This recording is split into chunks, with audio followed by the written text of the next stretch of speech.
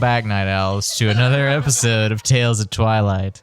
Last time, the party found themselves in a crowd of Alderheartian peoples at the guild quarter, where Sheila Din announced to the peoples of Alderheart that the Birdfolk Council was corrupted, and that Corvius, who is basically the tradesmaster of Alderheart, was conspiring against the people for power. She then brought out Kirill, which was a friend from Q's backstory that took in Eden and Evelyn when they were young, when their parents passed away. Was that what it was? And they took them in for a little while, but they were tradesmen, Kirill and Virgil. And a fight broke out at the guild hall after Kirill's death. Y'all fought some beefy guards after rushing in. Chonky. Yeah, they were pretty beefy. There was a hawkfolk and a pangolin was there as well. And after busting inside the door, was met with more guards. More guards? Yes, more guards. One of them being a fire fanatic that was a little bit kooky in the head and sent fireballs flaming down the staircase as you guys tried to make your way up to save both Evelyn and Virgil. Unfortunately, due to a coin flip at a standstill, Virgil was killed, but after using the feather that you guys got from the corrupted Kryn shadow from the woods earlier on your way to Alderheart, you were transported away to the root system of Alderheart, but the drawback was time had passed. You have missed out on a fair chunk of goings-on in the city, so you're a little bit ignorant of some of the things that may have occurred, but you were taken in by the Resistance, the Ashen Rose, led by Crowley, an older owl, a scarred owl figure, and some of the other Resistance, such as Thorn, the dashing, I would say, hedge rogue. Not this guy. Puss in Boots. Hedge in. Canonically not Puss in Boots, Disney. Stay away. Thorn, the hedge rogue that is the spy master for the Resistance. And then you also reunited with Willow, who is the medic, the healer of the group, and a few others. You also didn't meet them, I don't think, but you did run into Eliza, who was the quartermaster. She talked in a southern accent and pushed away Thorn as he tried to hit on her when you guys first walked in. After getting healed up and a vision that was given to Q and party, Q saw Scout with bracelet swinging around his finger at the entrance you came in, and the bracelet was, again, callback to an episode 1 of the bracelet that Penny wore. And he slipped away out the entrance, and that is where we are jumping in now. No one reacts, no one else saw. It was literally just you, Q, that saw this, and the Resistance and all those folks in there are still moving around, preparing, and there is a meeting that's going to occur here in a few minutes that you've been told to draft up plans, the first session of the Ashen Rose, to determine what the group is going to do to help stifle the bandit takeover. Okay. Is Thorn, do I see him? Is he still close by somewhere? Did he move off? He is still there. He's talking with Crowley right now. Okay. So, yeah. And how about Penny? Penny also close by? Y'all are all right next to each other, basically. Okay. I like to think that their backs are towards the main hall on the entrance, and you were just happening to look on. Yeah, so that's how you kind of caught. I think I was over by like Willow, talking to them and stuff. Yeah, y'all are in like the medic alcove. Yeah. Okay. With there's like a couple bedrolls and things. And you are looking on Q into the main opening area because it's like a big domed room with a few alcoves, and this is like the medic alcove. Okay. Seeing Scout, I'm going to turn and say, Penny, Yes? Your wrist. What about my wrist? I look at the wrong wrist. The other one. I'm very wounded right now. Guys. Okay. Listen. Okay. Scout is here, close. Wait, the He just left out of the main entrance with your bracelet. He saw me. We need to tell Thorn. Okay. Do I hear this? Oh, yeah. Yeah, you're right next to me. Yeah. I assume so. Absolutely. I'm not whispering it, I promise. It's more like I'm just very wounded right now. Yeah. I've been healed a little bit, but that was a tough fight. So Yeah. Which alcove? the main entrance. We need to be careful here. I don't know if he's alone.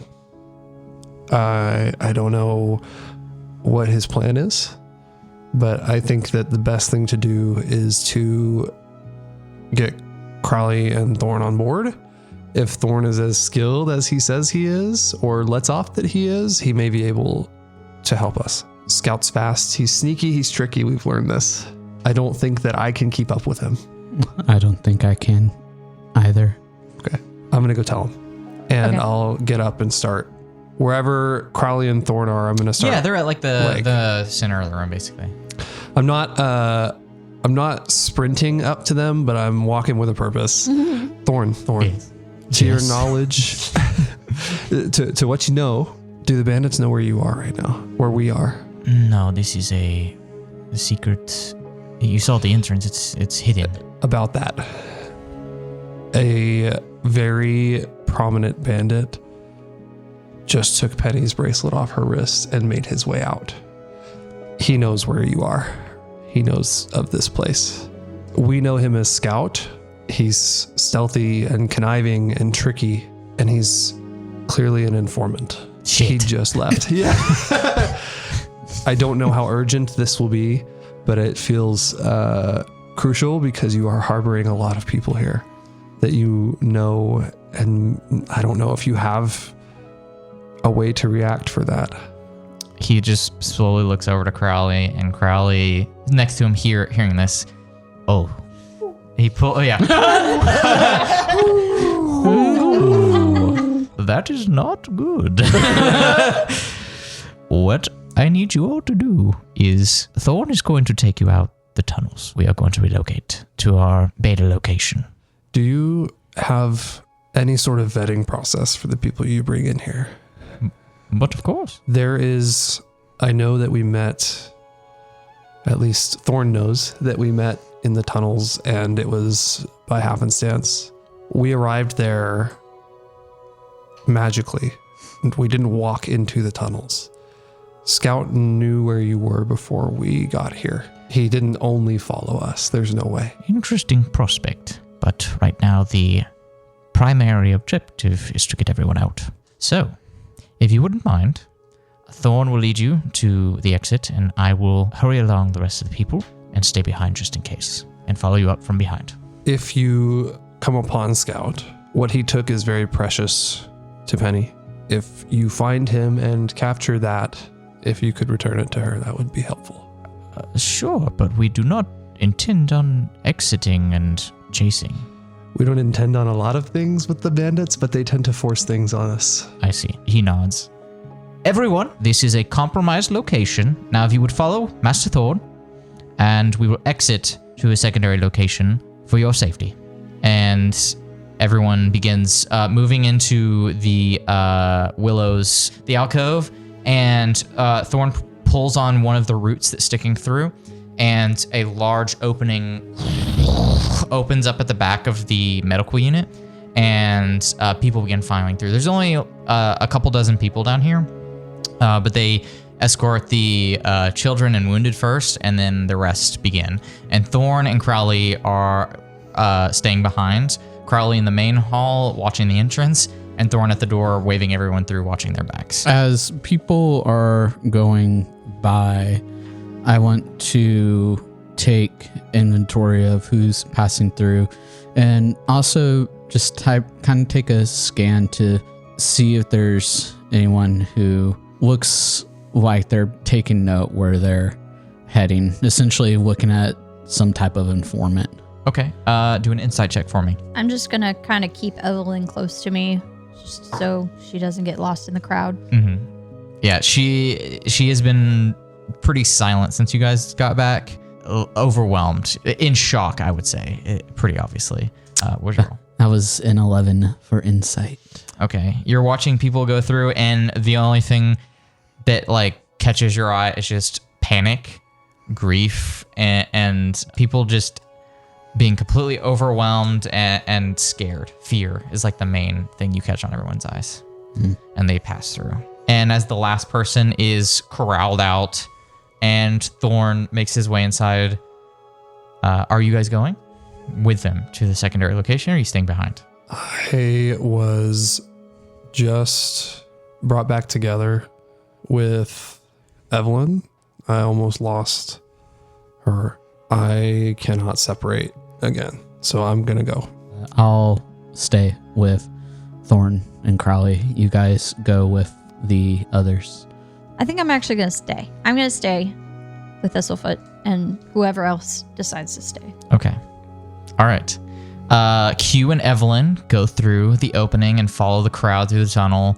Thorn looks back at Crowley. They both share a nod, and Thorn goes inside to follow up the rear, kind of briefly glancing at you, Thistlefoot, for noticing that you're staying, nods at you, and continues up to follow the rest of the crowd in.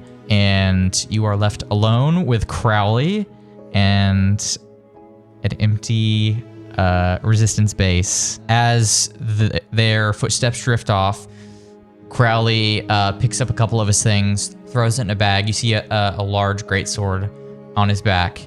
All right, it is time for us to go. Are you following us, or are you staying behind? Maybe we should scope out just to make sure before we leave. I don't think that is safe. Yeah, you might have a point.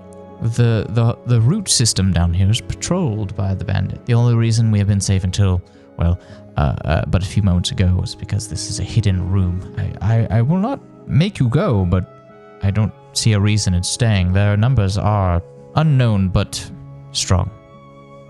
I'll make eye contact with Thistlefoot. We'll go with you. All right. Should we take up the rear? I'll take up the far rear. I'll take up the second to last rear. All right, double rear. So I want to keep an active eye and senses out for anyone following us, but also making sure that I don't get lost. Okay. Is it dark? It is dark inside the tunnel. Hell. You two enter the tunnel with Crowley, and as you step in, he turns around and moves past you back to the entrance and stands still for a moment contemplatively. So he's using, I'm going to guess, like a lantern to lead through. He's an owl. I mean, he is an owl, but you do see that there is a lantern that is unlit on his pouch. Okay. And after a second, he pulls on a root, the door recloses, and he takes his blade at his side, scratches across some runes that you see now on the other side of the door, sheaths the blade, pulls out the lantern, lights it. Well, we are stuck now. So this is the only way forward. Well, I guess let's go. All right. He steps forward and leads you past. You can hear the echoed footsteps of the many people not too far ahead of you. The dark tunnels ahead light up for the two in the back with Crowley, as the crowd and Thorn and others that are leaders in the resistance have lit torches that were along the walls. You see the root system has kind of overgrown in the tunnels, and they look not very well traveled. This is just as you're about 30 minutes to an hour of walking through these dank, dark, small tunnels. You can pick out that this is not a well-traveled route. This is like last resort, leave, exit if they couldn't go the other way. And for those that come out first, which would be Q and Evelyn, you can see another doorway, but this time you can see the runes on the other side that are kind of pushed aside because the door is opened to you. You exit the root system of a tree. You've kind of inclined at a ramp to come upwards. The first thing you see is stars and moonlight. A little bit of hint of the sunset out in the distance that kind of peers through the trees, because now you are outside. You see around you a dilapidated, fallen apart ruin of a small town butted up against the edges of Alderheart. Ruins of shops and homes and a untraveled pathway that leads both to the end of the tree where you're at now and further around to the more of the northern side, where you now recognize this as Bramblewell, the fallen city. And there is a lift that will take you up to the higher levels of Alderheart, but it is mostly unused since the beginning of the Scorched Grove. As the Ashen Rose leads the injured and women and children to a few of the different homes, spreading out, lighting fires, and you hear movement throughout the town. You are kind of at a lull moment right here after Crowley and Thorn are at the exit, and they break off to go tend to the people and kind of organize and make sure everybody's safe. Walking out into the fresh air, the not root air, I'm going to take a big, deep breath in. We haven't been really underground that long, but it feels like it's been an eternity since we had a peaceful moment. So I'm going to sort of go with Evelyn wherever she is being led off to, just to make sure she's settled. Oh, she hasn't left you. No. She hasn't left. No, Okay. no. Okay. She's kind of stayed around where you're at. Are you okay? No. I don't think anybody would be. Why'd they do this? I wish I had the answer. I've met my traveling companions on a journey to find that out. What we've learned is that there's some sort of belief that leadership in Alderheart sees themselves as higher than the humble folk, and this bandit coalition, they want to take it back. They want to take the power. They want to take the city for themselves, as if there's something to take. I don't understand it. I don't feel the way that they feel, but that's what we've learned. I've known Kirill and Virgil for so long, but they said Kirill was a spy. I don't believe that. I don't really believe it either. I don't have any reason to believe that. What they say and what the truth is are likely not aligned. I mean, the fact that they would call somebody like Virgil and Kirill spies. And through association? Yeah. I guess I didn't know anything. I didn't either. That answer may be lost to time now. I didn't know Kirill like you knew Kirill. In fact, I never met her. I know that Virgil and Kirill both were people that you and Ian trusted, and that was enough for me.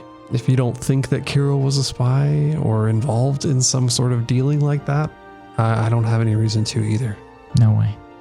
I've never once believed what a bandit has to say, not after what they've done. I'll never believe them now. But what I do know is that there is a duty to be had with Penny and Thistlefoot and myself. Now we're involved deeply.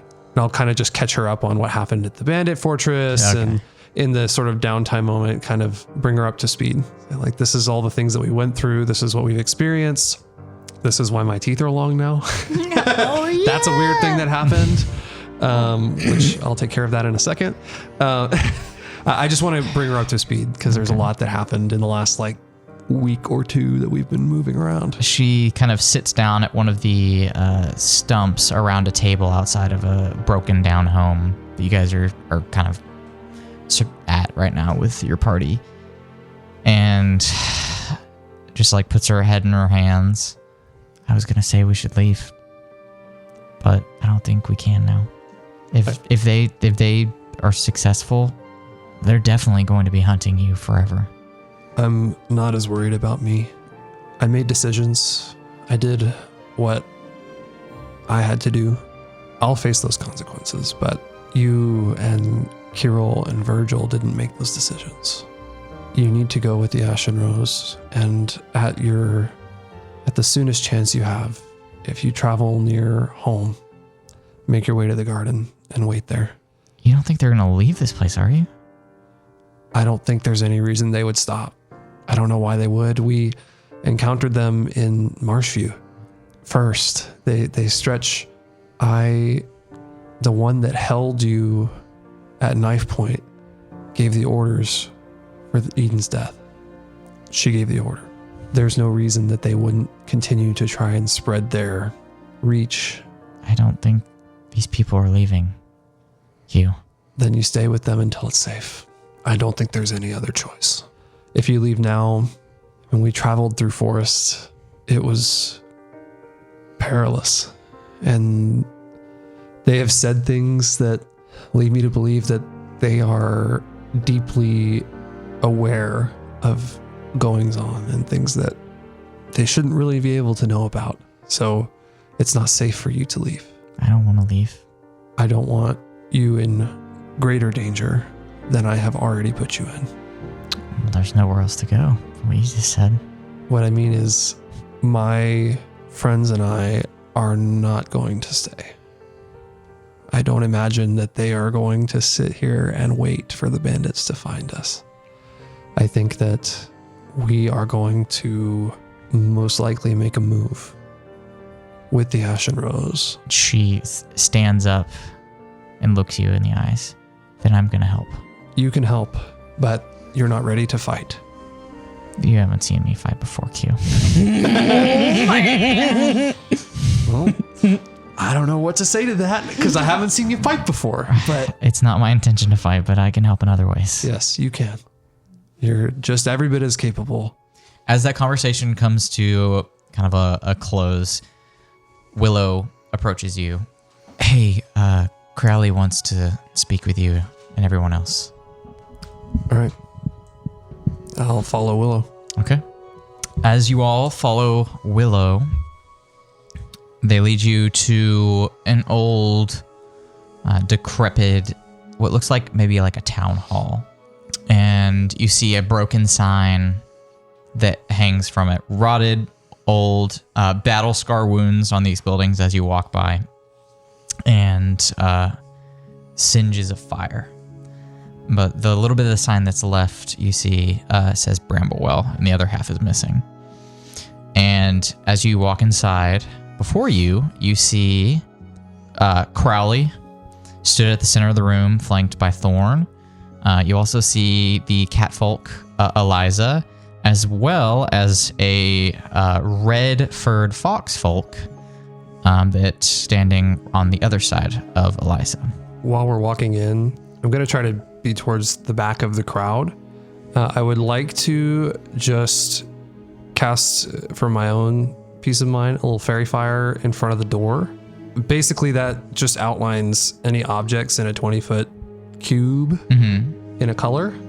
And any creatures are outlined in that cube. I think it persists up to a minute. Yeah, it's concentration. If they fail a dexterity save, then it says attack roll. No, that's attack rolls. They can't benefit from invisible, basically. And You're salting the door. I'm salting the door. Okay. I'm tired of this fucking little raccoon dude following us around. Okay, so You're glittering the door. I'm literally putting a fairy fire out as like if anybody who is stealthed or invisible tries to walk through, and you said they won't be able to. And you said we're in a building. Yeah, Okay. it's like at the very center of this old Humblefolk town, and somehow has withstood the fires and bandit attacks of old that you've read about in the books, or the book that you have. I'm going to position up by a window. I'm going to assume there's a window there. Oh, yeah. And I'm going to be looking out of it, like listening into the conversation in a meeting. But I also want to keep watch out of the window. Roll a perception check for me while you're looking out. To give you kind of the rest of the layout, there's a set of stairs past the main doors that lead up like 5 feet. It's like an entryway.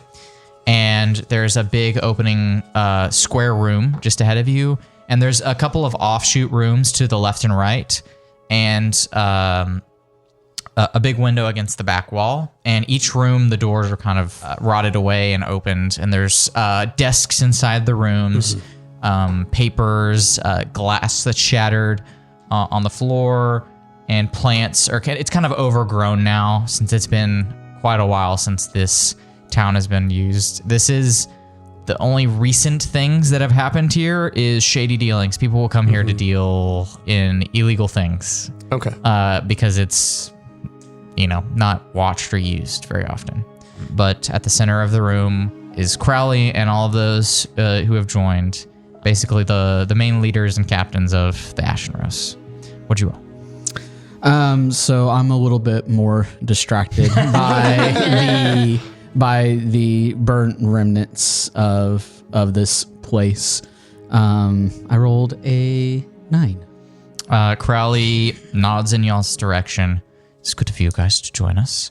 Welcome to the first session of the Ashen Rose. We would like your assistance, since you've some of the most experience of some of our folks with dealing with bandits, if you don't mind. Are we in like a circle around them? Yeah. Okay. Yeah. This is like a big circle of all the players basically at the Ashen Rose. I'll kind of look at Evelyn and nod, and then look for my companions, but I'll walk into the center of the circle. She kind of just stays in the periphery of it all, and he starts. Let me first introduce you to everyone. You've already met Thorn, our spy master. This is Eliza, our quartermaster. She also owns the Feather and Thread shop. You may have heard of this in the Canopy District. This is Calloway. He gestures to the Foxfolk, and he tips a little hat and says, "G'day." Oh man. I like him already. I'm sorry, what was his name? Calloway. This is our field captain. He's also our insider on the bandits. And you already know Willow. Now, let us begin our first session, and I would like to also thank Thorn for gathering these documents for us.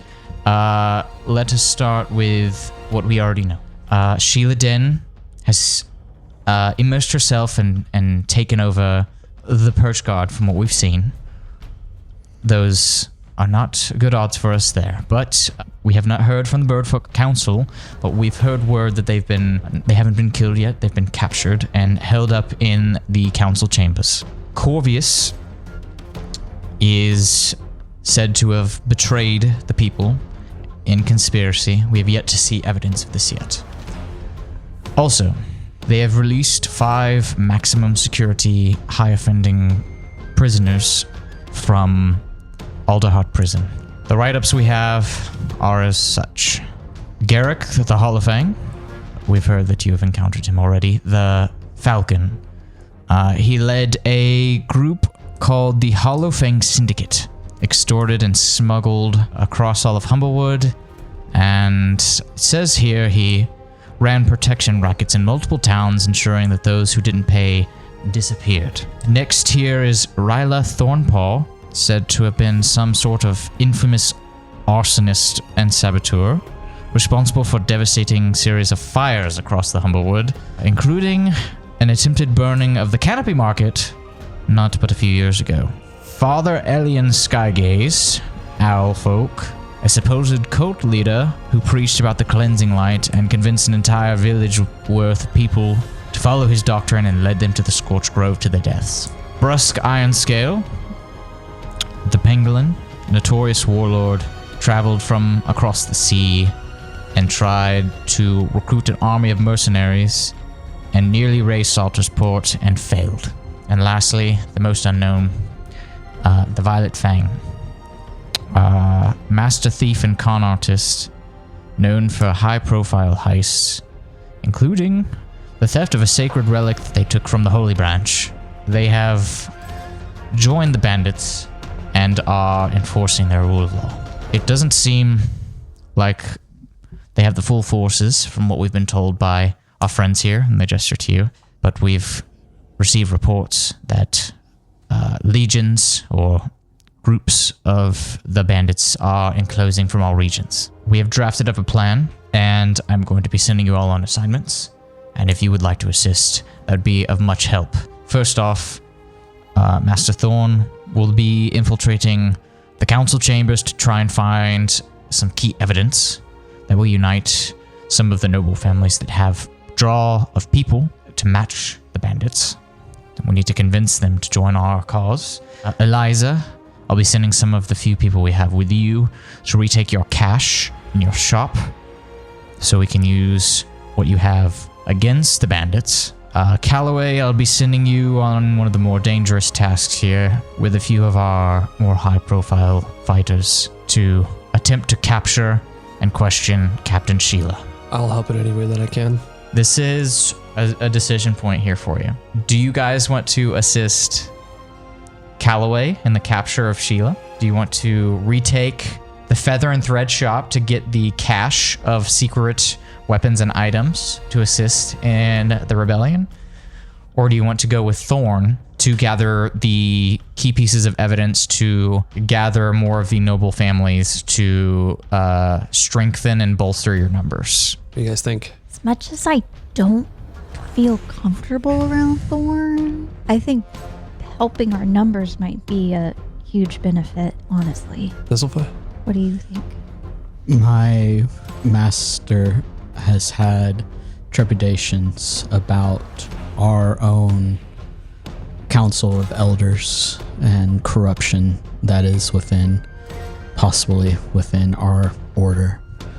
I would be very interested to see this higher council that runs Alderheart. You can kind of get like a first-hand view of who these people are. There's so many people saying there's betrayers and there's things like that, but maybe we should kind of get a look for ourselves. So we're moving with Thorn then. We will travel with Thorn. I think increasing our numbers, the armies and the coalition is, as you know, very large. If they have as much reach as they say that they have, then they have no greater enemy than the noble families. So we will fall in with Thorn and attempt to gather some support. All right, everyone. There's strength in numbers, but we will use guerrilla warfare to dismantle them. So our new friends will join Thorn. The rest of you have your missions. And they all give a nod and make their way out the front door. You have not seen anything as you're kind of at one of the windows just aside from the front door. Thistlefoot.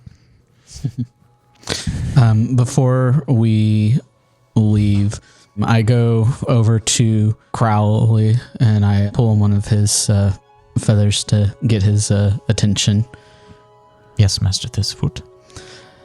I don't know how much of help this will be, but there is, as the saying is, there is strength in some numbers, and particularly with this guerrilla warfare and movement of small groups.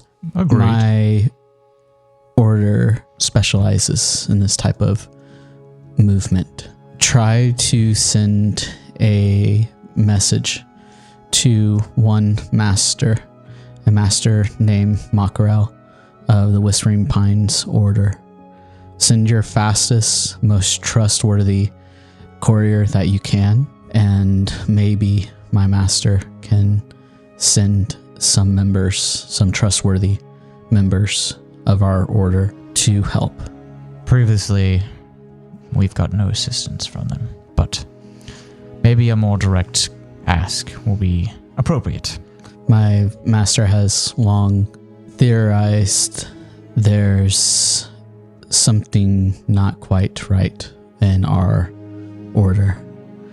We were an order that's built upon helping the weak and the innocent and the vulnerable. I myself have received some of this help, but as I have learned from one of my previous brothers, there is corruption not just within the Council of Alderheart, but also within our own corruption that has withheld the aid that we often provide willingly. He nods, and then he shouts, "Gunner!" And you see a rabbit folk hop over. Deliver a message for me, will you? I give the description of Master Moncarel. He has rustic color, faded feathers, and give that physical description for him. Okay. Deliver the message of aid directly to him. You heard him. Delivered only to Master Mackerel. Only him. Yes, sir. He just... He's gone. Shoots off up the road. You see him exit the collapsed gate around Bramblewell and disappear into the dark and the forest. He's going pretty fast, but you know that the Whispering Pines Monastery is about a 2-hour journey. Well, first I go over to Penny. I tap her with my tail to get her attention. Yes. I extend my paw out. Oatmeal. Whoa. Going for the oatmeal cookie? I just nod my. Yeah. I just nod my. And I put it in your hand. What? What's I going on? Munch on it. Just wanted a cookie. No, that's not the only reason. What's going on? Well, your cookies are good. I just wanted. This is the first time you've had an oatmeal cookie. You've always picked blueberry. I keep track. I know. I wanted to try your oatmeal cookie. Mm-hmm. Don't lie to me. What's going on? I'm not lying. I just wanted an oatmeal cookie. I wanted something warm. I don't know if I would really call them warm, but okay. Well, it's not warm in temperature, but it's warm in feeling. It's warm in feeling. Oatmeal is more comforting. Blueberry is bright and floral, but the oatmeal is warm and hearty. Well, now you've figured out my secret of why I choose a blueberry and an oatmeal cookie. They bring you two different feelings. Thank you, Penny. You're very And welcome. I give her a hug. And you would be honest and tell me if there's something going on and you would like to talk, correct? Yes, I would. Okay. I'm trusting you. I'll let you know, but sometimes things have to be worked out by the self. And I break off from the group to stand guard over by where the exit that we came out, or I guess entrance, is, and I kind of want to post up over there. As everyone kind of disperses, and you see Calloway head towards the south side of the tree, towards the main entrance to Alderheart, with a group of people from the Ashen Rose. You also see Eliza going around to the north side where the lift is, just a little bit away from Bramblewell, just outside. Are you guys going to rest, or you guys what's y'all's plan for tackling going to the council chambers and retrieving evidence? I'm gonna ask Thorn what his thoughts are, but I want to sleep. Okay. Hoping for a certain answer, I'm in but trouble. Right. I'm asking a question, and I'm gonna have to deal with the answer. But so I'm gonna run up to. I assume Thorn is around. Yeah, he's like a little ways away from where you guys exited the tree, staring up at the tree, and you see him looking at Eliza and Calloway splitting ways and going different directions. And as you walk up, I don't know which way we should go. I don't either. There's multiple ways to get inside the city. We can go and try to sneak through the main entrance. Calloway has his connections with the bandits, so it's easier for him. Or we could go the more secretive way, but a more complicated way of the lift and sneaking through the gate. I haven't quite decided. We can't use the entrance we came through because it's been shut. Since you're joining me, what do you think? Where are the council chambers located? So in the canopy. In the canopy. That is where the guild quarter, every single one of the options you guys could have taken with going to. So Calloway's job is capturing Sheila, which they're heading for the Perch Guard headquarters. Eliza and her shop, the Feathering Thread, is in the guild trade market. They're right next to each other, which is also on the canopy, and so is the council chambers. If you guys have any other ways of figuring out how to get inside, let me know, but these are the only two that I know of. When are the other two teams planning to strike?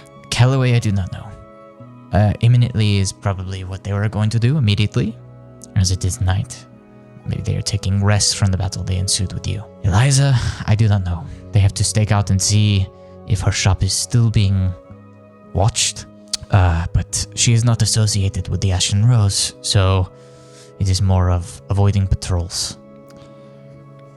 I have an idea. It's my tagline for the whole podcast. I have an idea.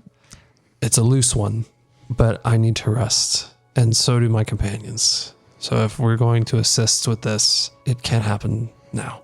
I want to see if I can spot Evelyn and call her over. Yeah? Hey. You can see she was helping, she's helping Willow. You wanted to help. Yeah. You told me you were going to help. Mm-hmm.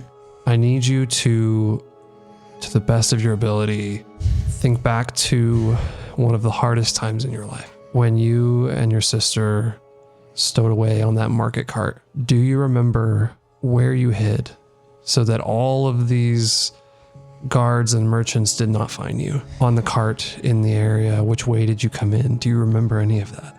I mean, we went in the main entrance, the front gate, and traveled up the spiral, the inside of the tree. There was a false floorboards in our cart. Okay.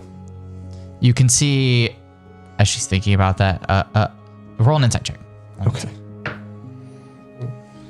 Maybe not got it. Well, hold on. It's 11. You can see reliving that memory in a little bit of a flash of a moment and just pushing through that sadness to her trying to remember. I'm going to put a hand on her shoulder. Say, I know this is hard. What we're trying to do here is prevent any more death. Yeah, I know. Why do you ask? Are you going to try and sneak in through a cart? Something like that. Okay. We're trying to find our way to potentially one of the most difficult places to reach in Alderheart right now. All right. And so I'm exploring all the options. And I'm just going to be real with you. There is no way that two hedge sisters snuck into the capital without a good plan. So, Yeah. false floorboards. Did you find that cart with the floorboards, or did you and Eden carve it out? Make a persuasion check with advantage. Mm. You make me fight her bad memories. That's sad.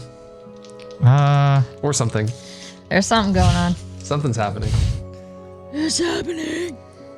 That is 16. That's kind of what I was just thinking about, actually. It was their cart. They already had the false bottoms. Just thinking about that.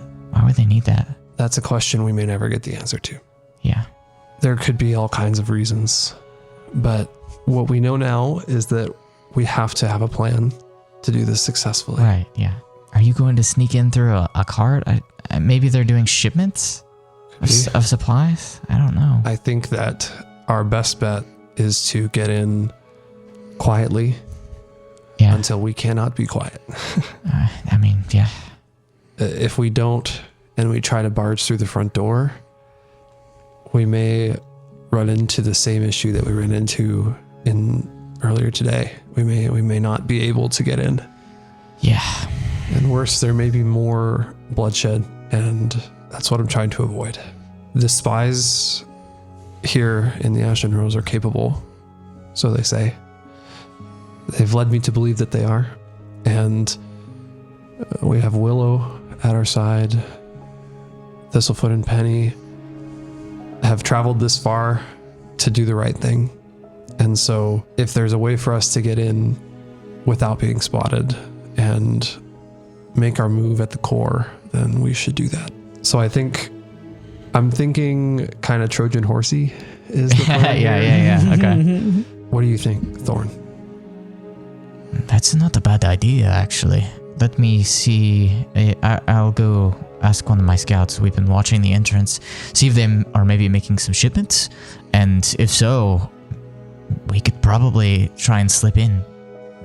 You said that, sorry, what's the guy who has bandit connections? What's his name? Calloway. You said that Calloway has an inn or connections with the bandits. Could he assist us with that? Yes, I would have to catch him. I can go do that, though, if that would be good. What's your idea? We'll need someone who can steer the wagons or the shipments and pass as whatever. Maybe you'll know what that looks like when you scout the shipments, but yeah, we'll need somebody to be the face before we appear. That is not a bad idea at all. You get some rest. I'm going to go fetch Calloway. Okay. And he all fours Evelyn, thank you. Yeah. I know that's not easy. Wait, why are you thanking me? I should be thanking you for saving me. If you had not made it, I would not be here. I would have died in that building. I would have gone down biting and clawing. So any help that you give us now is worth it. You know I would have done anything for your sister, and I'll do it for you too. Brings you in for a hug. Big ol' hug. My heart. You would have been okay. And I'm going to walk back towards wherever I'm going to retire for the night. Okay. Maybe catch up with Penny and Thistlefoot. The little shack that you guys have kind of just nonchalantly set up in is like one of the first ones on the left from the secret exit you went in or came out of. And as you're walking over there, Willow meets up with all of you outside. I have something for you. You're probably going to need this tonight. Pulls out their bag, and you see them pull out a small, it's like bigger than a wand, but more of like a staff. And it looks like a beautiful gnarled wood stick with ivy growing around it, and they hand it to you. This is something that I've been passed down from my family, but I feel like you could use it more than I tonight. Thank you. What is it? It's a staff. Yeah, I understand. It has Groven magic in it. Okay. And if you're trying to sneak in or protect yourselves from those that surround you, this will be able to help you. If you need somewhere to climb, or if you need a barrier, this is what you need. Okay. I hear you. Thank you, Willow. Yep. And now you can add Staff of Climbing Ivy to your Lord. Your lists. You can give that to whomever you wish. I'm going to pass that to Thistlefoot. So the Staff of Climbing Ivy, you can do a couple things with it. First, you can use the command Growth. So you use that command as a bonus action, and it causes up to 120 feet of creeping vines to grow from the staff towards a solid surface or unattended object you can see. And they grow at a speed of 30 feet per round. The second is Grasp. Speaking that command word, causing no action, causes the vines to firmly affix themselves to a surface or unattended object within reach, and can only be anchored to one object or surface at a time. So I guess you could use that for like swinging or something. And then Grapple. Retract from the staff at a speed of 30 feet per round. If anchored to a solid surface, the vines will pull the staff's wielder towards the surface at the same speed. If anchored to an object, the vines will pull the object towards the wielder at that speed. And when the vines are extended, they can be attacked, and the extended vines have an armor class of 14 with 45 hit points. Dang. They do have vulnerability to fire and slashing, though. That makes sense. And they have a strength score of 16 and can bear up to 240 pounds of weight at once. Weight in excess will cause the vines to begin to tear, dealing 10 points of damage to them each round. If they drop to 0, the staff is destroyed. Ooh. The vines regain all lost hit points when they retract into the staff. And after they hand you the staff, good luck. Thanks, Will. I don't know what your plans are, but good luck to you too. Yeah, I'm staying here to look after the people that have been hurt already. Hopefully that won't be you again. And they smile. That's the goal. That's the goal. I'm sure that we're headed into some rough territory, but it's important to know that we'll see you again. We said that last time. Here you are. Yeah. Say it again. Yeah. Thank you. Well, I don't have any prophecy to say I'll see you again, but okay. I don't need a prophecy. I think I will. I'm certain that you will. All right. I'm retiring. Is this like an area where we could set up tents? Yeah, or you can take shelter inside the kind of decrepit homes. Put a tent inside there. I don't know. A tent inside of a home. That's amazing. Put a tent in the house. Hey, Evelyn, would you be interested in having a roommate? Yeah, I guess. Then boys can go do their thing, and us girls can. What do you think we do? I don't know. Okay. All right. Thistlefoot. Let's go, man. I'm ready for coffee at midnight. It's time. You go ahead. I'll join you in a little bit. No. You always do this, and then I don't see you. Remember in Brackenville when I was like, "Hey, where'd Thistlefoot go?" And you were outside walking around, looking all sad. Listen, man, we're about to go into some deep. Okay. Thorn bushes everywhere in our future. And you gotta have friends. Do what you gotta do, but don't put yourself in danger. We have to face this together or not at all. I'm not going to do anything dangerous. Don't believe you, and I'll cast guidance on Thistlefoot, just in case. Don't trust. Well, I'm gonna stay here, and I'll point to probably the least decrepit-looking home of them all. Yeah. And I'll set up tent, make a fire. I'll see you when you get back. I give a wave to them with my tail. So I'm going to spend some time just watching the entrance. Now the entrance has been sealed. Yeah, you kind of saw what Thorn was referring to when Crowley like broke the runes that would open the entrance Okay, to the secret way out. Okay, with that, pretty secure and thinking that entrance is taken care of, that nobody's going to come sneaking in that way. So I just want to wander around the area, just kind of take inventory of the sites, the people, just kind of walking on the outskirts. Also, Waston thought, as usual, about the previous day's altercation, and also going over the fight that had with Dale earlier. That one weighs heavy on my mind. And then this most recent fight that we had with the guards also weighing on my mind.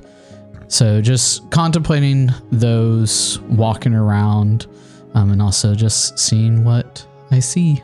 Okay, roll a perception check for me. That was an 11. You're like lost in your thoughts. You're very contemplative. And the thing that distracts you the most is just you're drawing comparisons to your hometown and this.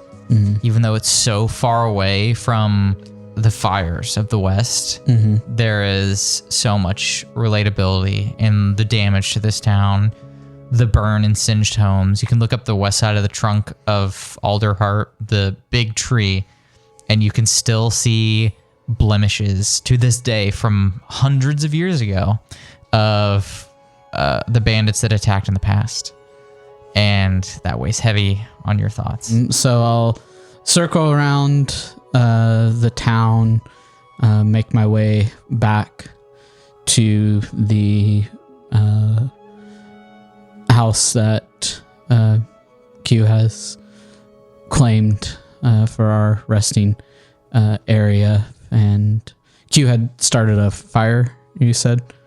It's all nice and warm in there now. Okay.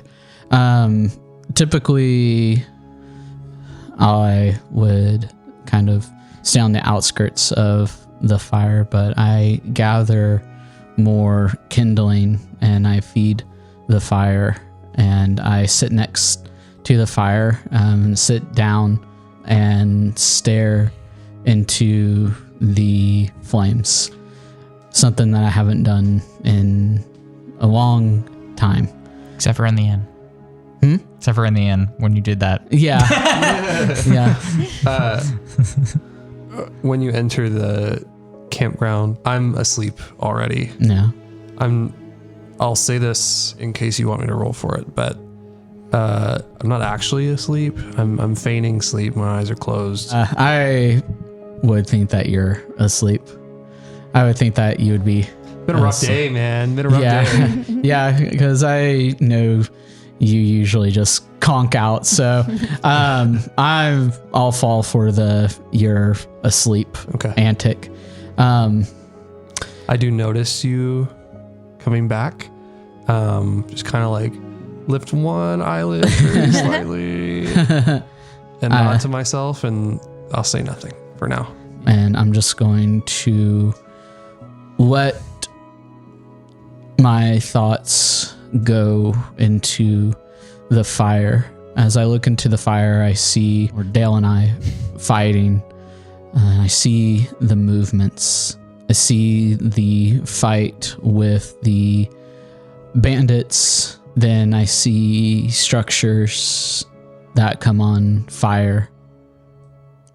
And then finally, I see the burning of my parents and younger sibling as our house that had caught fire falls on top of them, and the last screams rolling into my mind.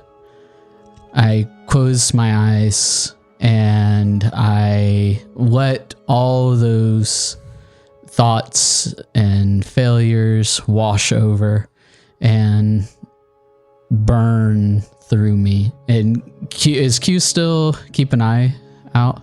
Yeah. You kind of start to get worried because I've stopped breathing for about a minute.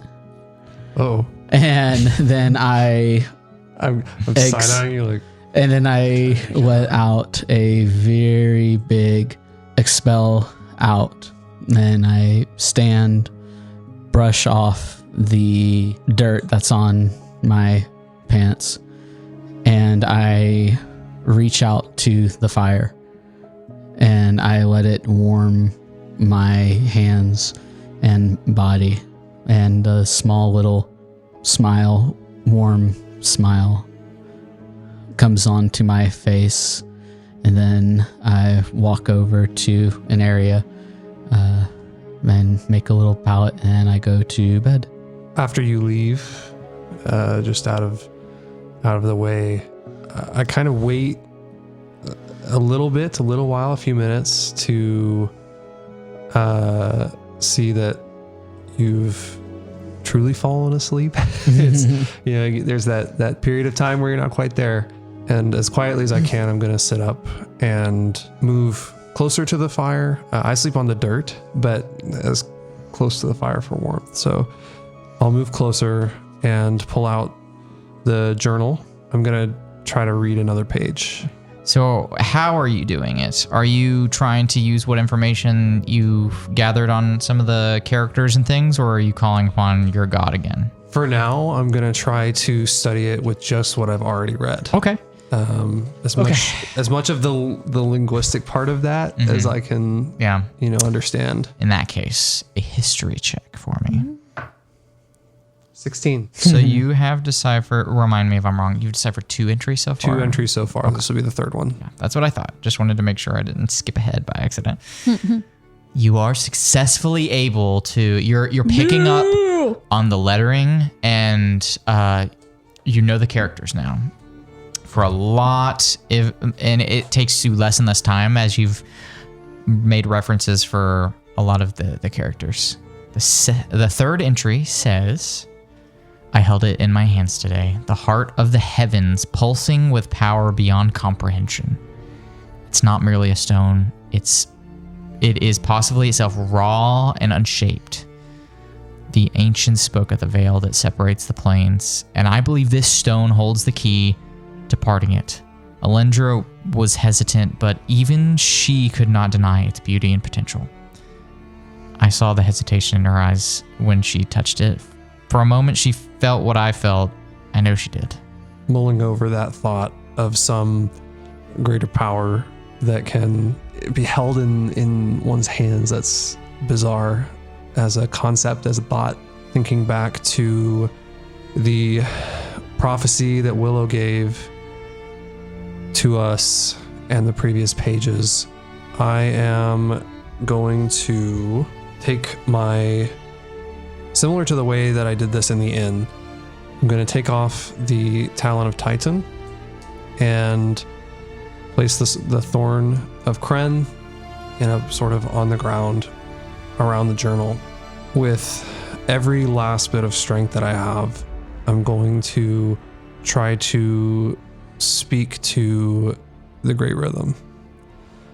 I'm going to, what that looks like is sort of a prayer circle with these items of the amaranth that represent the amaranthine that are infused with their sort of magical properties, as well as Miliki and whatever that is related to with the journal. I'm going to begin just praying old sayings that I know from visiting people who worship these different sort of aspects of the amaranthine.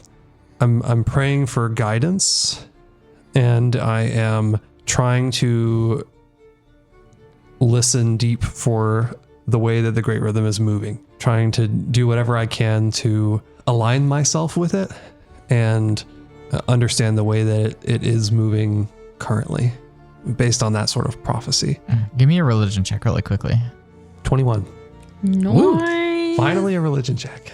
As you begin focusing and reciting sayings, the magic imbued in all of these artifacts and items you have begin to pulse like a heartbeat.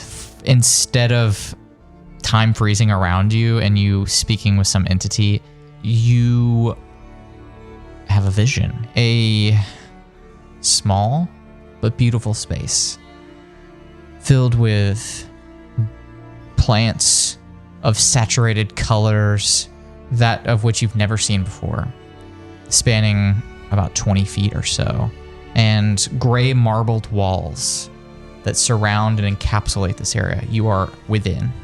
And at the center of this room, a block of that same marble with a figure that lays dormant on top.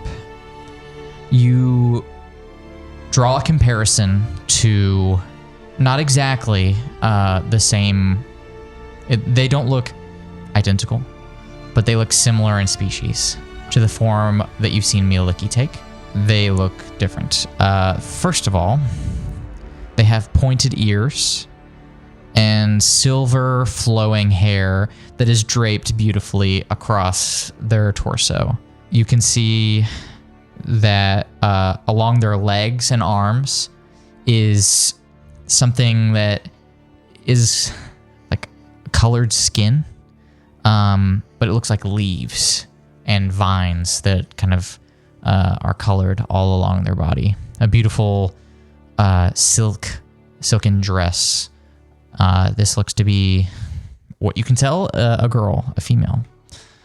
And the light that you see in that like peripheral vision of your items pulsing also is emanating from around this figure, just beating. And after a moment, it fades. In the moment that I see that figure, I, continuing to sort of recite these prayers, I'm reaching out a hand. I know it's not real, it's some sort of vision, but I can't resist the urge to try to connect with whatever I'm seeing. On some level, I appreciate the beauty of the flowers and the tone of the marble and the contrast that sort of lies in front of me with this woman that I don't recognize.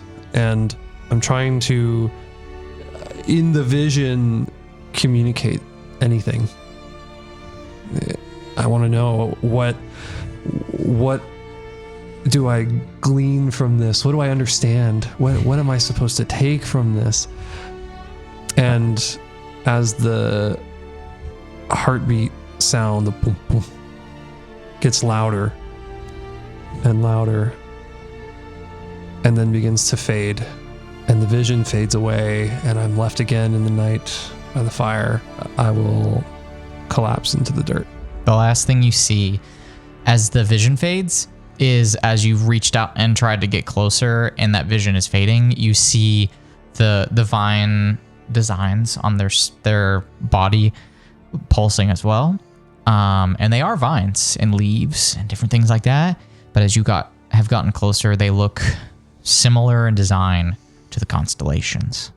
The constellations. Seeing that as constellations, I'll log that away. And as the beating fades, I'll collapse into the dirt. I'm asleep. No energy left. And are you casting that spell? Yes. Okay. So what this is a very special spell for me, but is included in the book. I'm invoking the Amaranthine. So essentially what I've just done is cast a spell, and I'm going to roll 2d20s and record what I rolled, and I'll assign each or both of those dice to an attack roll, a skill check, or a saving throw. And for the next 24 hours, I can substitute any roll of an ally or an enemy within 60 feet with one of those numbers, as long as it matches the type of roll that I wish to replace. Woo. That's cool. The target will still add any relevant modifiers. So like if I roll a 3 and they, have a +6, it's a 9, right? But otherwise, the substituted number is the number that they rolled. Yeah. Yeah. So it's like basically replace whatever they actually rolled with this number for 24 hours. To do this, I do have to present a holy symbol and invoke the name of the Amaranthine, whose energies I called on. Thankfully, I wear all of those for the most part. And then I can do that anytime after the skill check, saving throw, or attack has been rolled, but before the outcome of the event has been. I have a proposition. Okay. I'd like to roll it, and obviously you have to know, but I think it would be fun if we just keep it a little secret on what I roll. Okay. Sound fun? Yeah, sounds fine to me. Is there anything else Just don't forget. anyone writing it down. would like to do before sleepies? Me and Evelyn are sharing oatmeal cookies in the tent. And girl gabbing. Girl Gavin! Evelyn does really like fruit. You hear from the past conversation that Q has had with you at some point. Well, we'll share oatmeal cookies and blueberries. All right. Yeah, she looks she's not as talkative as Q is led on, but makes sense considering what she's gone through today. Yeah, I would think that I'm probably just like la la la la la la la la, like just talking away. She listens to you. She's not ignoring you. She's listening and nodding and responding if you ask her questions. I'm gonna notice that she's quiet, and after we've already exchanged or started sharing blueberries and oatmeal cookies and stuff, I'm just gonna kind of look at her. So, tell me about you. Me? Yeah. I like gardening. I like not being in the city most of the time. I'm pretty good with my hands. Started with gardening, but I've been trying to get into some other things. It's a hobby. But yeah, I've been trying to make like jewelry and stuff. You don't say. Well, let me show you something. I'm gonna pull out my bag. I'm gonna have all my jewelry making kit stuff out. Are you experienced with any stuff like this? No, I'm not very good yet. It's just kind of a thing I've been toying with a little bit. Would you like to learn more? Yeah. Okay. And so I'll start showing her different things, how she can clamp things together, put little jewels on and things like that. And we'll just have a little jewelry making party too. I like that. I am bad at always doing this, so I'm going to try and do this now. I'm going to give you inspiration. I'm also going to give Q inspiration. Hell yeah. Wow! I'm inspired. Yes. I get to click the inspiration button. You can only hold one at a time. This is true. I'm double inspired. But it's... you can re-roll anything. You expedite her proficiency with jewel craft. Friendship bracelet. That's awesome. I actually was about to say I'm the bracelet or anything I'm working on. I'm going to give it to her. For me? Yeah. I can't take this. Well, too bad you're going to take it. But what if I want you to have it? Q mentioned that you lost something today. Why don't you take this? I like to make things for other people. The bracelet I had was a gift from someone else, and I know I'm going to get it back. Okay. Thank you. Let's just put it on. Yay! Okay. You all can mark a long rest. Hell yeah. I literally had it open. I was like, I'm not going to do it. Something might happen and I might not get to sleep. No, you can all mark a long rest. You sleep soundly. Sort of. Hack-chew. For as much as you can. Oh, Q is out. Man. He's gone. Yeah. He's gone. I'm the first to rise and make coffee and have coffee ready for us whenever everyone else wakes up and is ready. And as I'm waiting for everybody else to wake up from their slumber, I'm going to go through my usual routines of meditation, calisthenics, and some just basic martial arts movements and strikes and such. But my strikes and bodies this time feel a little bit lighter and less weighed down. Yeah. And they're a little bit sharper. Good morning. Good morning. Sorry, Evelyn flinches. sorry, I'm not used to somebody. up into a bar.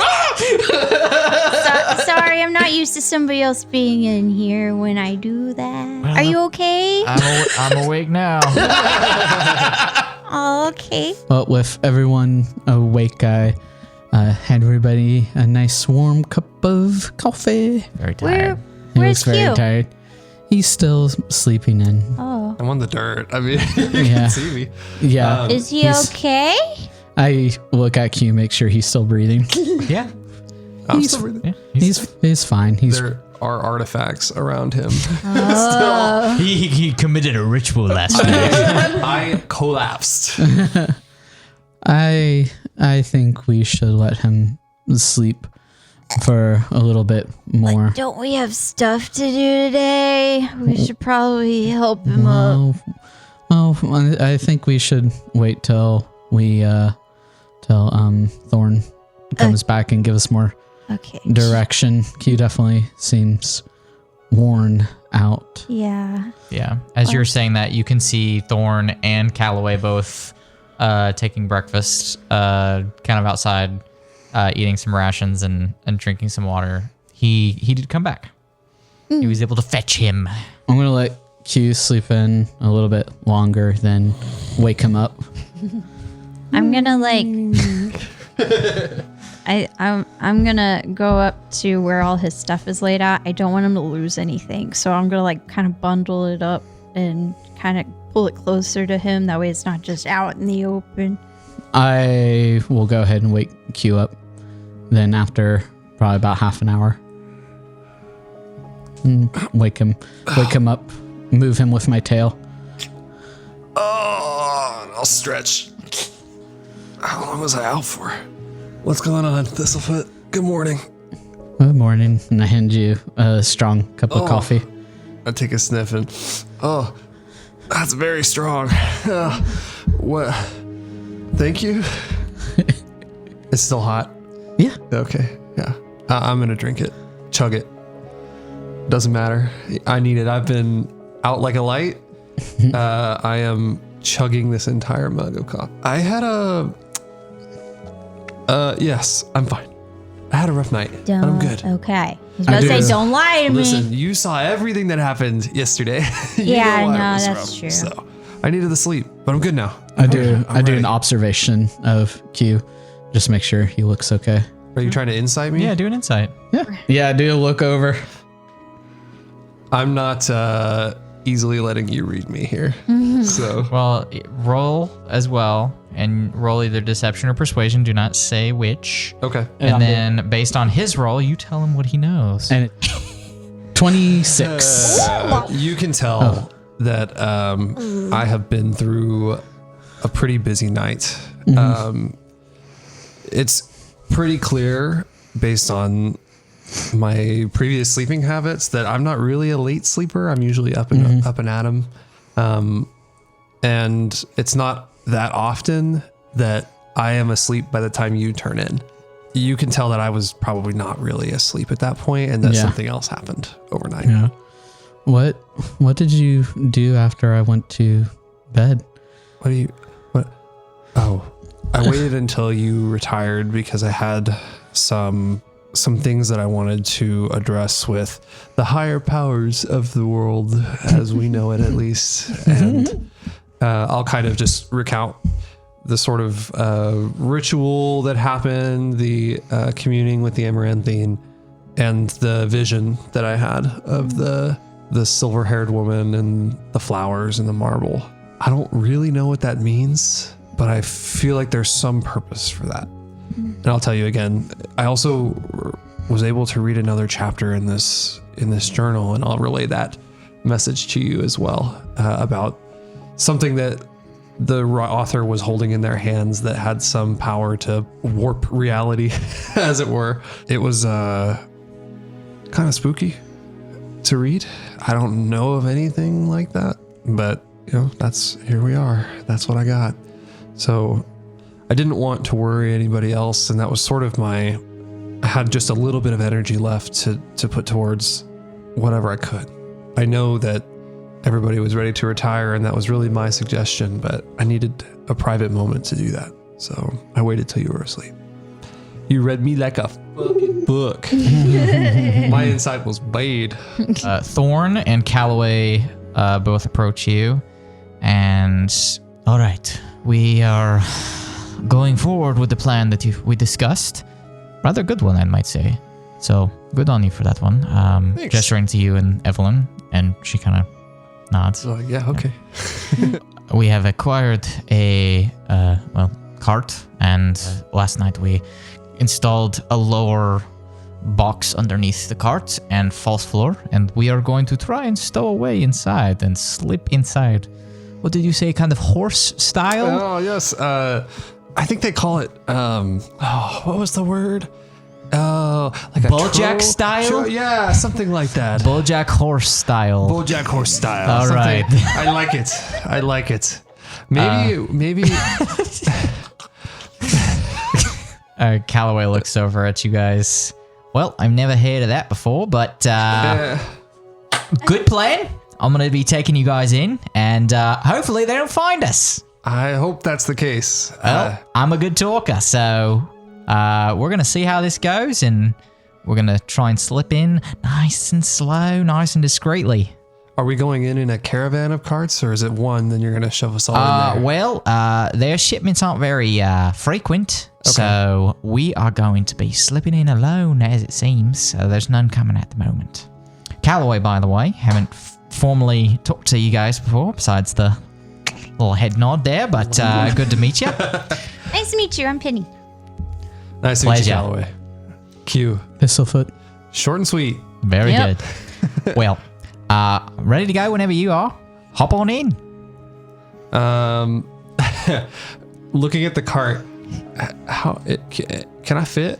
I can fit, right? Yes. Okay. I feel like that's important, but we have fantasized made it work. Okay. The Bojack horse style Bojack style carriage will allow you to slip on in. The whole floorboard is a giant piece of wood that's cut and put in. So there's a little hatch you can climb into, and it is a tight fit with all four of you guys. Watch out for everybody's quills. Yeah. Don't worry. As long as I don't get startled, nobody's getting stabbed. It's fine. And then also Thorn has quills as well because he's a hedgeling. I can't speak for him, but as long as I'm not startled, it shouldn't matter. I'll just curl up in my ball, my protective shield. Everybody can curl up except for Thistlefoot, kind of. Thistlefoot can get real close to me, and I'll curl up around him. Yeah. You can see like lumber supplies, as well as like raw malleable ores and metals and stuff like that in the outside the cart, ready to be loaded on top of you to be transported. So you guys ready? Yep. Let's go. Let's do it. Okay. Into the fray. All right. So the way this is going to work, I'm going to let you guys roll for Callaway. Oh, man. Against the inciting of the checkpoint that you guys are going through. He does have connections, so the DC is lower. Callaway does have a +8 to deception, and the DC that you guys are going to need to hit is 13. Okay. Okay. So, Doable. Winnable. yes. Good plan. So, works out. You guys are loaded in. Start loading the cargo on top of you. You can, a lot of the light in the caravan that goes in between the floorboards is covered, and you can see little notches in between where light will come in. And there's some holes along the side that are also between boards where you can kind of see out. It's a little bit harder, but you can still see generally what's going on with not a full perspective. And with a flip of the reins, Callaway and you all make your way off to the entrance to the main gate of Alderheart. Roll a perception check for the party. Somebody. I'll do it. Yay, finally a roll. I rolled a 19. Hey. What's your bonus? You said perception? Yeah. 23 then. Nice. You are, like, your breaths are, some of you are maybe holding your hands in front of your mouths, but you're breathing, and you can see cracks through the wood and light coming in as it's morning. And something that you are able to spot that you point out to everyone is there are guards that are watching the front gate, and they nod and let Callaway pass immediately without any other word. But you can see up in the treetops of Alderheart that reach down the slope and the surrounding trees, you spot well-hidden bandits. And what sticks out to you the most is they're wearing harnesses and have winged contraptions on. Oh, goodness. Guys. Yikes. And Callaway says, "G'day, boys. Just dropping off another shipment." "All right, sir." And they open the gates and let him in. Winged contraptions. Like the one that you found, Thistlefoot. Yeah. Right? Sounds the same, yeah. Okay. Are they the same as what I have? Pretty Yeah? much, yeah. Don't like that. They can fly around. Or at least glide. It's definitely not all of them, but it's... A number of them. That's Yeah, the ones that Penny saw. Yeah, there's a few. Those must be the shock troopers. Oh, then we're fine. They'll never hit us. We won't talk about that. We won't talk about They that. have -25 to their attack roll. After the main entrance, the car is loaded and comes to a halt onto the main lift at the front gate of Alderheart. And after a few minutes, you feel the cart shake and jolt, and you hear... And the cart begins to rise, and you can feel the swing as the wind blows of the lift. And as you peek out, you can see one guard manning the lift, and Callaway is just sitting idly, leaning back with his hat over his face, just arms behind his head, just kind of just chilling there, waiting for the lift to come to where it's at.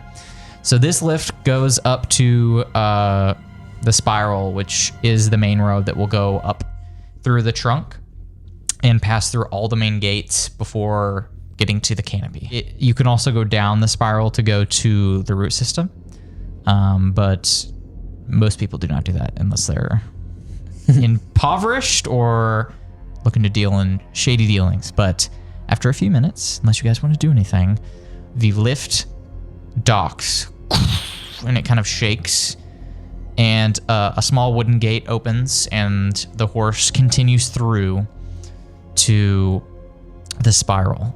And you can feel the horse working hard to pull the carts up. It is a long road, but it is a slight incline and a long distance that goes up the inner side of the trunk, climbing through the well-established gates. And there are many. And each gate, Callaway is knotted on until reaching one of the final gates. Just before that, though, you do notice the Bramblewell gate that is there, aptly named because that is where the lift comes from the Bramblewell side. It skips a lot of the travel, but it is pretty trashed. There's like broken boxes, and the lift is guarded, but not as well guarded as some of the other entrances. And as you pass through, you get to the main entrance that will lead to the canopy. As you crest the top of the spiral, the main beautifully carved gate with spiral vines wrapping around its pillars, eloquently shaped wooden gates closed and barred and enforced with metal, with towers above and many guards lining on the top. There's 4 guards on top, all bearing bows, quivers, arrows, and 2 flanking each side of the gate. And as Callaway approaches, the party needs to roll a deception check for Callaway. Got a +8, and the DC is 13. You want to do this one? You do it? Sure. I can do it. Bug it, right? Okay. Oh, you haven't rolled that much. You want to roll? Oh, sure. I'll do it. He's going to roll. Okay. You said Do it, Penny. deception? Yes. Okay. And It's his modifier. And you get a +8. Okay. DC 13. I already rolled a 16. So it's fine. Whoa! Callaway is sharp-tongued, silver-tongued, you'd say. And as he's stopped and halted by the guards, you can hear him go, "Oi, Garen! It's you! You're on duty today." "Yeah, I am. I didn't think I'd see you today. Where are you going?" "I'm just here to drop off some supplies real quick. Got a couple things, some lumber, some steel, some iron, just a couple things for the group. Is it all right if I come on through?" "Yeah, go ahead." And he waves, and the gates slowly open, and you are allowed through. Oh my goodness. You can see this bird folk. Looks like a chicken with the red flared gizzards. Comes over. You can see him open the curtain around the backside of the cart, just really quickly, like barely paying attention. No suspicion whatsoever. He slaps the back of the cart. "All right, be on your way. See you later." "Yep, see you later." And you guys make it through. We're in. We're in.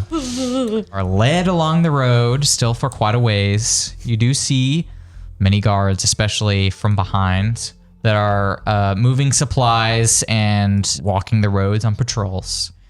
And as you make your way to the canopy, and eventually just outside of the main quarters of all the different quarters, you are just out of view of the council plaza and not far from the guild quarter, temple quarter, and some of the other the perch guard headquarters and observatories.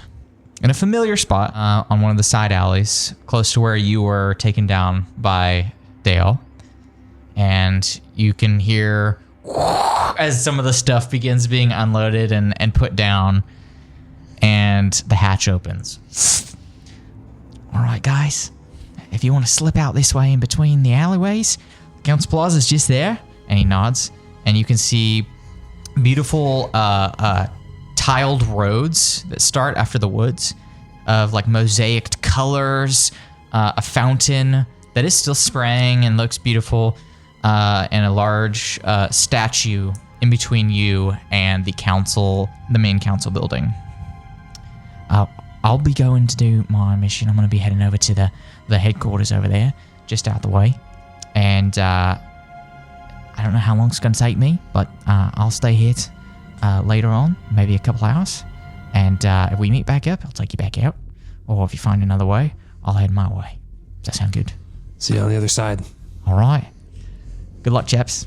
All right. And he puts the cover back on and drops off the stuff here behind the back alley and rides off behind one of the other market areas. You see him hop out and slip into the alleyway and out of sight. So you guys are on the edges of all of the main quarters.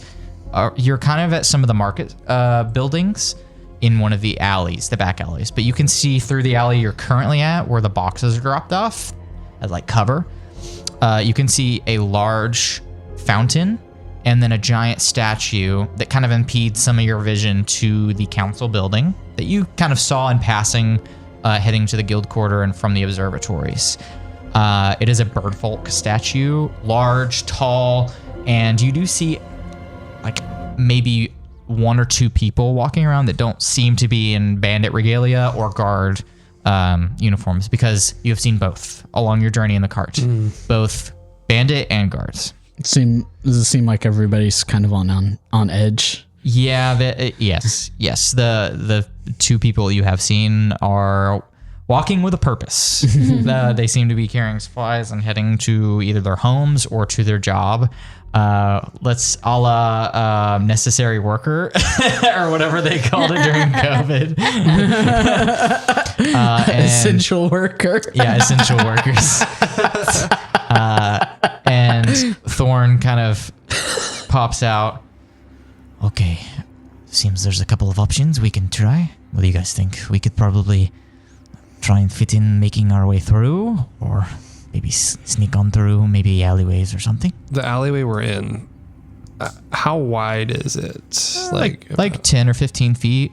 Okay. But it's kind of obstructed a little bit by the boxes. Okay. He helped stack the boxes in a way that kind of gives you an alcove to kind of like hide inside from view of onlookers. Is it like relatively dark in general? Yeah, you're in even shaded. the sun? Yeah, I mean it's dim light because it is daytime, but you are under branches and in between homes. Okay, So- cool. I'm going to try something. Hold on a second. Thorn, if we're going to meet back here later, or if that's the goal, it may be difficult to do that without some sort of protection. So, from his apron, he will pull out a small seed. It looks sort of like shiny, it's a plant, but it looks kind of like a little crystal bead, and speak some arcane words to it. And sort of out of the ground, you'll see little sprouts coming up slowly, briefly, and then all of a sudden they'll poof up and create sort of a thick brush. That will be Druidcraft. I'm just creating trying to make the foliage sort of blend in with what's already there in the tree and that sort of thing. I'm just trying to create a little bit of additional cover in addition to the boxes. Yeah. So Make a nature check for me really quick. that dice sucks. I'm gonna roll this one. Nature. And do it with advantage, please. I'm gonna do it with advantage. Oh, that's really not great. 11. 11. Even with an 11, you begin to shape and try and move the foliage here, and it is unlike anything you've interacted with in that way ever before. You begin to try and call upon nature and move and shape things, and you forgot you're an Alderheart. It's like a living being, and as you connect with it, like it's like a mother slapping your hand away for a moment. It feels your intention and connects with you and begins to follow your shaping, and you are beginning to shape the Evertree. Cool. And pull on its foliage, and it does what you will it to be. It allows you to do it. Awesome. So this is it looks like sort of scraggly strands of really tall grass, basically. And foliage, ivy, things that can sort of obstruct a view if you were to try to intentionally hide in it, I guess, is the goal. I did not know you were a shaper. I just learned that myself. I've learned some things from some druids. I'm a gardener. Wow. First and foremost, I don't really know what a shaper is, but that's, You don't know what the shapers are? no, I just learned from druids that gave me some tips in my garden. Well, they might have been shapers if you've met them. They are the ones that were that first shaped this tree to allow us to live here. Oh, are they the only ones who can shape the tree? Has anybody else tried before? Not necessarily, but some plants and beings and creatures are alive more than we think. Yeah. And they have good relationships with Alderheart, the tree, and are allowed to move and make things. In fact, Some of them are also a part of the group you've probably heard of called the Tenders. Mm-hmm. They Yeah, the chickens. Yes. Well, no. No, I never thought of that. A lot of them happen to be chicken folk. Yeah. It's funny you say that. Weird. It's just It's coincidence. Stereotypes. When they die and catch on fire, is it roasted chicken? No, don't say that. No, those boy. are Fire fried is chicken. scary in Fried? this world. Oh God. Yes, they are. I can't believe you. They are very well respected, and there is a branch of them here actually that tend and repair and help expand for new residents. There's not much more room here now.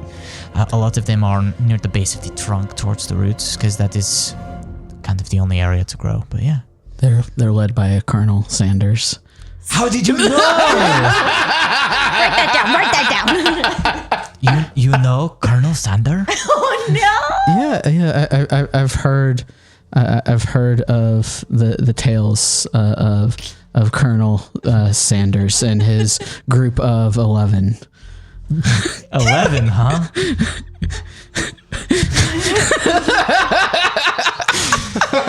How did you have a very serious moment? Sorry. No, I love it. The right. chickens. So we have somewhere to come back to. We have to agree on a way to get in. It's pretty wide open, and I don't know if you've been to the council building before. It is a pretty egg-shaped building. One main entrance, and there is a ring around the main hall. It is a hallway with rooms on the outer side of the building, and in the center of this council building is the session room. It's surrounded in glass, easy to see into, very hard to hide once you are inside. So it is a glass cylindrical room encompassed by a hallway that has rooms surrounding it. The rooms don't have glass walls, and the outer wall isn't glass, but the room we are trying to get into to dig through is very hard to sneak into. Do you have any contacts that we're supposed to meet up with? This is us mission only. I will say there is it's a more difficult way to get in, but might be direct. If we find a way to get on top of the council building, there is an opening window that we can go through to go directly into the building, but easy to be seen from the outside. But it'd be a faster way and would avoid whatever people are at the entrance and inside. And so this whole thing is a glass egg that you can see into, correct? The inside, yes, but the outside is not. Well, There's like a sun window at the top that leads directly to the council session room in the center. It's like a yolk to the egg. Can be seen through the outer part, but there's still walls you can't see through. Does that make sense? about how can we see the building from here? Yes, you can. And it is a like a golden egg outside, and there are 5 towers that surround it, almost in a star formation. So there's 4 at the corners, and then 1 at the back. And they now that you're looking more at it, you can see torn and tagged, like messed up banners that have been defamed. That used to have like symbols of houses on them. Are there guards in these towers that I can tell from? Because you said there's like 4. Yeah, I mean there's 5 towers. Yeah, roll perception, 5. But it's going to be with disadvantage. Far away, hard to see. Chickens, eggs. It's a very it's a bird-centric society. What can I say? Sanders. Can I guidance Thistlefoot? Absolutely. Okay. Yeah, absolutely. Wait. So I'll put my hand on his shoulder, be like, okay, and I'm gonna just kind of give you as much support as I can in this. and that's a D4, Yeah, a D4. right? Yeah, the D4. Yeah. 12. You really can't tell. Okay. About how tall? About how high does the top seem? So the council building is about 80, 100 feet tall, and then the towers are twice that. So about 160 to 180. That's tall. They're tall. Okay, but the top. So, Thorn, you were saying that at the top of the building there might be an entrance. Yes, there's a sun window roof that we could slip through. Do you know if those towers are guarded or? I have not seen anyone there. That doesn't mean there's not. Usually those are the houses of the council members. That's where them and their families would live. Well, I have... Not probably a very safe place. Yeah. Just throwing that out there. to go into the towers? I mean, if we could slip it, it'd be a nice... If we had some way to, like, propel ourselves downwards, maybe, but, I mean... Well, I have a way that we could get to the top of the building.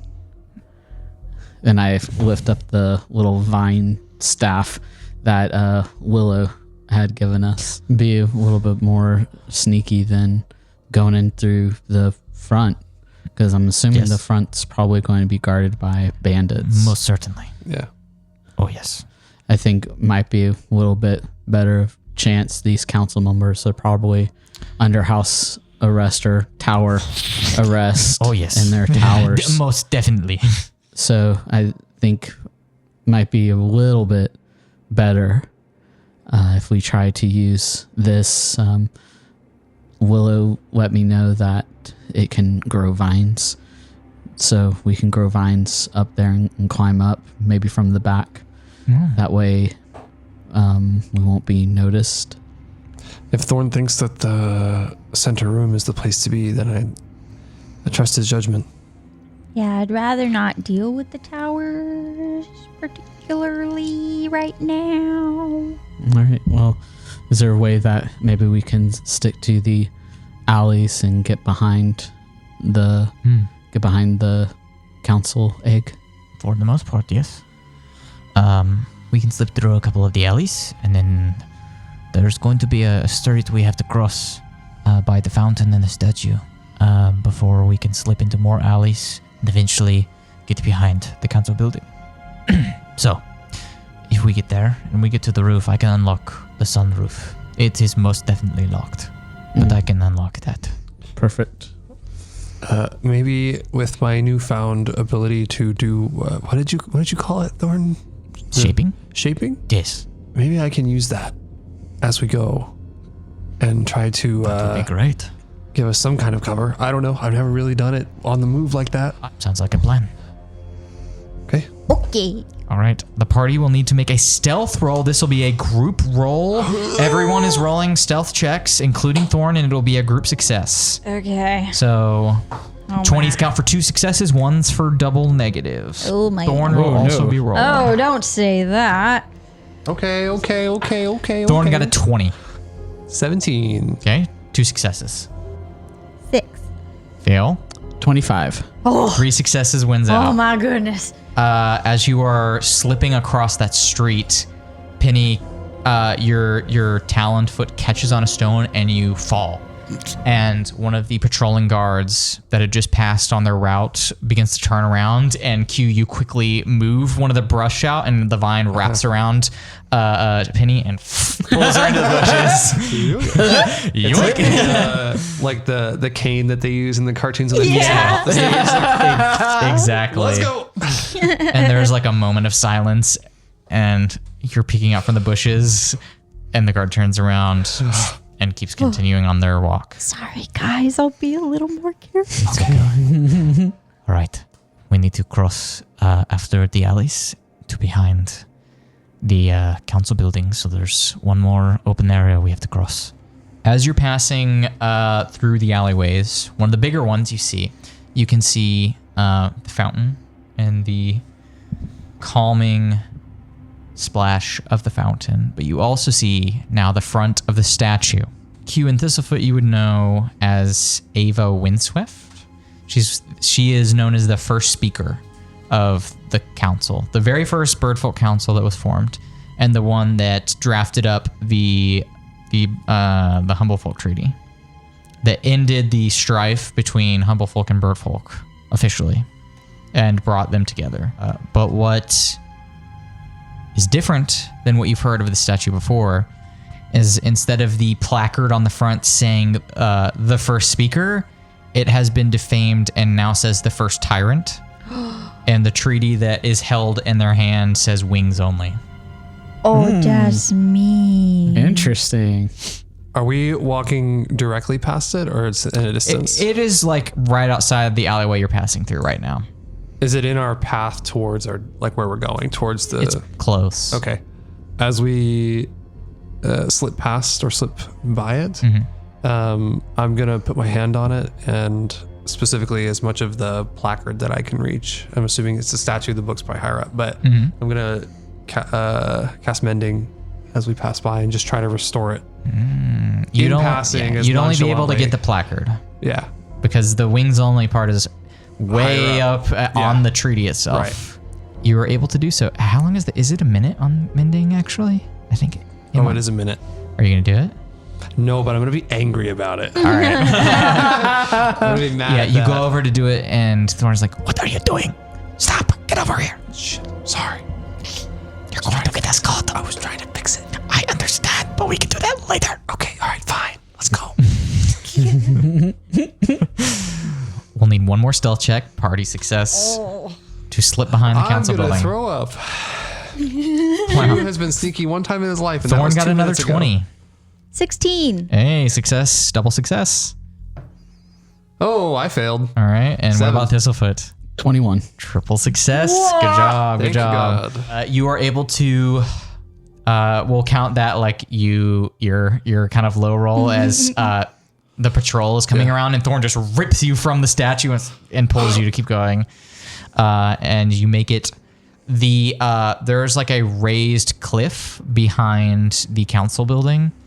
So the 4 towers on either like corner are surrounding the council building, and then on the cliff is that other one, and that is typically the speaker's building tower. But you are now in some brush, not that it's unkept, but is more let to be natural, and so you're kind of stepping in higher grasses and bushes and shifting behind, and you make it to the backside of the Golden Council building. Yay. Okay. All right, you said that you could get us climbing up there with the staff. Yes, I can grow vines from this staff, but I'm going to have to get up there so that way we don't leave the staff behind. So I activate the wings on the winged bat armor contraption that I have. Oh. And I use one of the fly slots that has one of the expenditures, and I fly up to the top. All right, easy enough. You guys see come out from beneath his cloak, wings shoot out, and a gust of wind propels him straight up in the air. And he shoots up in the air, and you make your way easy enough, cresting to the top of the back edge of the building. Okay, I'm going to do quick glance around. Okay, roll a perception check for me. 17. 17. All right. Before you do anything, you are currently unseen, but at the tops of all 5 towers, you see posted guards walking around the perimeters of the top of the tower, looking out the balconies. Currently, you are unseen, but you will have to make this quick or find another way. Real quick. So you said that there's guards on the towers that are just kind of One like guard circling, each for they're circling 5 towers. that are circling around. Yep. I'm going to hide against one of the towers in the shadow and try to clock like their routine to see like how long it would be. All right. Well, hold your perception and roll stealth check for me if you're staying up there. Nah, not one. As in that one for a 7. As you see them and shoot into the shadow of the most northern spire, you don't even clock it. Don't catch it until it's too late. But as you're flapping the wing, there's another that happens, and you guys see in horror from the hidden behind the council building as a falcon propels themselves outside of the northern tower and just nosedives and collides with Thistlefoot. And I need everyone to roll for initiative for next time, because that's the end of the episode. Until the next Twilight.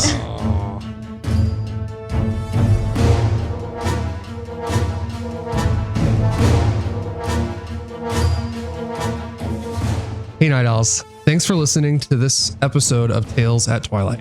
Mark is our DM, Becca is Penny, Matt is Thistlefoot, and Q is played by myself, Darwin. Our cover art is done by Seba Huidobono, and our theme by Jeremy. Links to their work are available in the show notes below. Do us a solid by leaving us a review on whatever podcast platform you listen on. Tell your friends, post it on socials, you know the drill. Our next episode will be released in 2 weeks, so stay tuned until the next Twilight.